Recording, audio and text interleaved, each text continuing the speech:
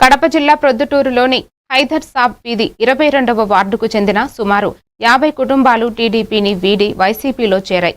మాజీ ఎమ్మెల్యే రాచమల్లు శివప్రసాద్ రెడ్డి వారికి పార్టీ కండువాలు కప్పి స్వాగతం పలికారు.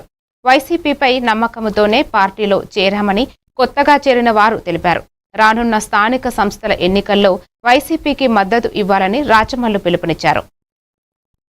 పూర్తి చేయలేకపోయినాడు.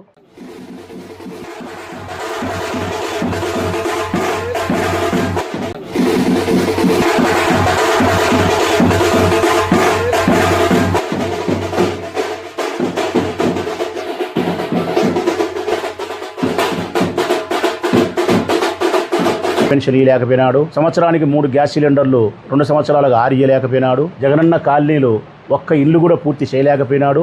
ఇవి కాకుండా ఈ రాష్ట్రంలో ఎవరి దగ్గర రూపాయి లెక్కలేని పరిస్థితి వచ్చింది. ఆరోగ్యశ్రీ అటకెక్కిచ్చినాడు. కాలిరిగి ఆసుపత్రికి పోతే 70,000 లక్ష రూపాయలు ఉంటే లోపలికి రా, లేకపోతే ఇంటికి పోంటున్నారు. అప్పు చేసి చూపించుకోవాలా, లేదంటే మూలబడి కాలవడాలా, లేదంటే చచ్చిపోయి కాటికి పోవాలా. ఇది ఈ ప్రభుత్వం. ఇవన్నీ మీకు తెలుసు ప్రజలారా. పొద్దుటూరు పట్టణానికి ఆనాడు నీళ్ళు ఇచ్చింది వైఎస్ఆర్ కాంగ్రెస్ పార్టీ జెండా, పార్కు కట్టింది వైఎస్ఆర్ కాంగ్రెస్ పార్టీ జెండా, మైదుకూరు రోడ్డు అందంగా చేసింది వైఎస్ఆర్ కాంగ్రెస్ పార్టీ జెండా.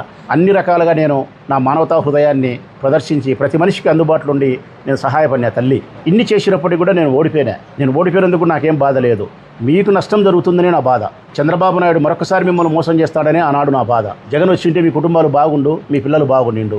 చంద్రబాబు నాయుడు వస్తే మీ పిల్లలకు విద్య ఉండదు, ముసలోళ్ళకు ఆరోగ్యం ఉండదు, ఆడవాళ్ళ చేతిలో డబ్బులు ఉండవు.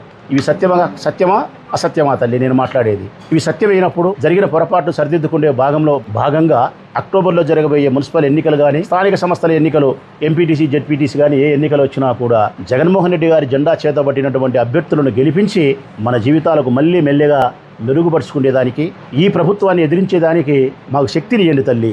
ఇంకా 2.5 సంవత్సరం ఈ ప్రభుత్వం ఉంటుంది. మరి ఈ ప్రభుత్వాన్ని మేము